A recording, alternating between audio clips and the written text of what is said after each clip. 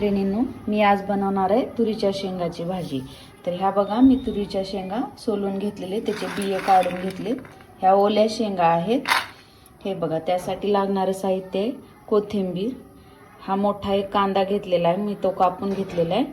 ह्या बघा 5-6 लसणाच्या पाकळ्या येतात आणि ह्या हिरव्या मिरच्या येतात। तर आपण ह्याला आता भाजून घेऊया, मग आपण आता भाजी बनवूया।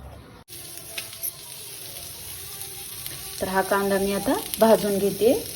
बघा, आपण ह्याचं पेस्ट बनवून घेऊया भाजल्याच्या नंतर।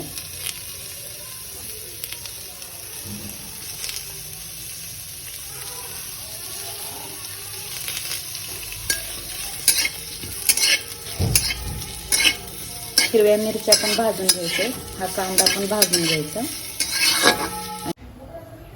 तर बघा, मी मिरची आता थोडी भाजून घेते, त्यामध्ये हा लसूण पण टाकून घेते।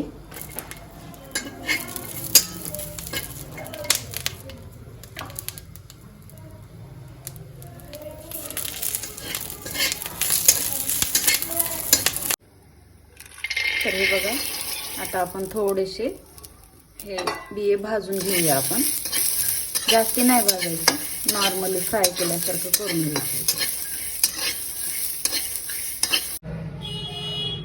हा बघा, आपण एक कांदा घेतला होता, तो भाजून घेऊन हा वाटून घेतलेला आहे। ह्या मिरच्या घेतलेल्या, हे लसूण आणि ह्या मिरच्या वाटून घेते आता। तर ह्या बघा, हे बिये असे आता वाटून घ्यायचेत आपण। हे कांदा आणि हिरवी मिरची लसूण वाटून घेतलेलं आहे आपण।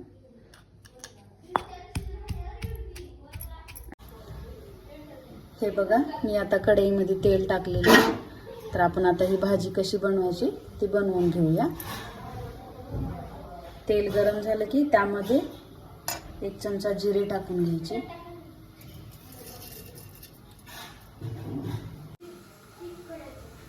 हे बघा, हे जिरे कडून झालेले, त्यामध्ये टाकते मी टमाटर,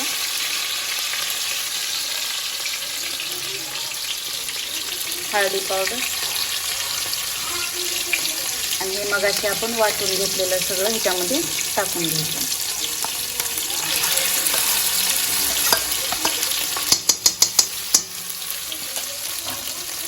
हे सर्व असं परतून घ्यायचं।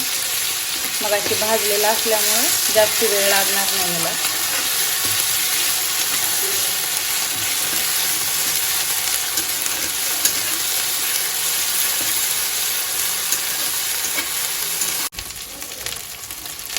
हे बघा, चवीपुरतं मीठ टाकून घ्यायचं मध्ये। हे सगळं फ्राय झाल्याच्या नंतर यामध्ये ह्या शेंगाच्या बिया होत्या, ह्या वाटून घेतल्या होत्या मोठ्या मोठ्या, त्या मिक्स करून घ्यायच्या।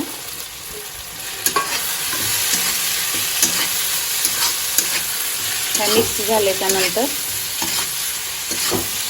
यामध्ये आपण आता पाणी टाकून शिजवून घेऊया।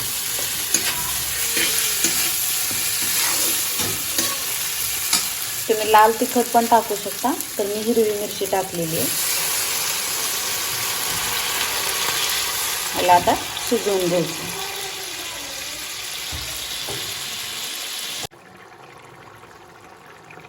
तर हे बघा, आपली भाजी तयार झालेली आहे। आता हे चपाती सोबत किंवा भाकरी सोबत तुम्ही खाऊ शकता। या भाजीला तुमच्याकडे काय म्हणतात मला माहिती नाही, तर कमेंट्समध्ये तुम्ही सांगा की या भाजीला तुम्ही काय म्हणता। लाईक करा, शेअर करा, कमेंट्स करा। आवडली भाजी तर मला कमेंट्समध्ये सांगा तुम्ही।